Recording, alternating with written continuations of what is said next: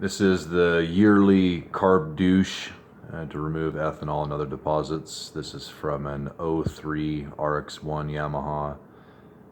It's a turbocharged setup. Run the STM billet caps and also the billet tees. A couple things to pay attention on these when you take them apart. Make sure you're in a good area that's clean, so when things fall out of there, they don't get lost.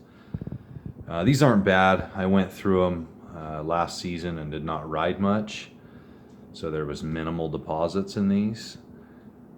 This does have the update, if you're running turbo stuff, which, carbs are a thing of the past, so not a lot of guys really know a lot about these anymore, especially blow-through systems with turbocharging.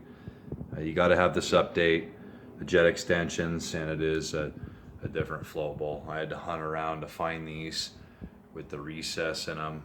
Not easy to come by. This was a dealer setup for a while you could get, but that's long time gone. These sleds are old now.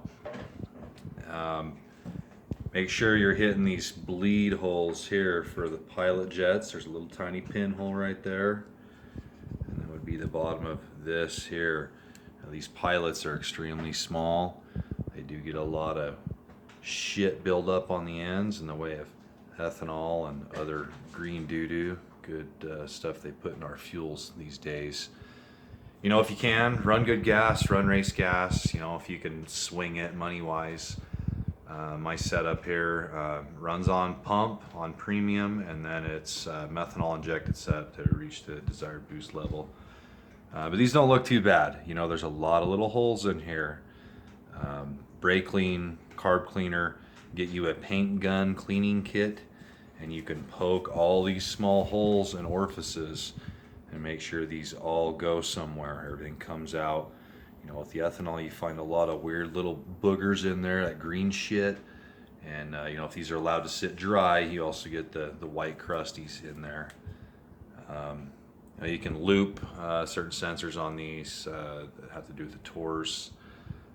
They're a pretty basic setup as far as Yamaha carburetors or any inline 4 really that's running Kahins or Mikunis. They're all pretty similar depending on the slide type, of course.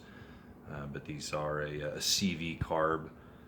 Do a little bit of homework on that, on how CV carbs actually work.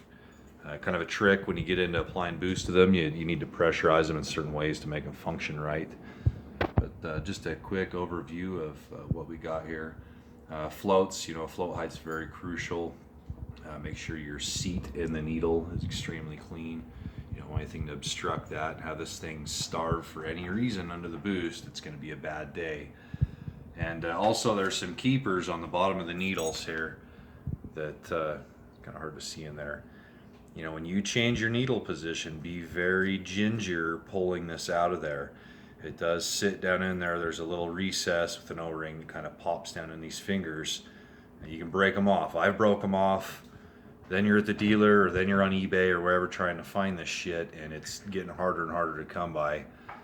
So one of the things to be aware of on that. So just a quick look at this stuff.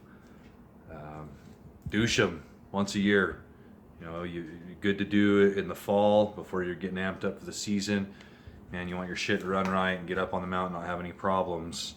Definitely give them a douche. Spend an hour and $10 on brake clean and do it right. Happy riding.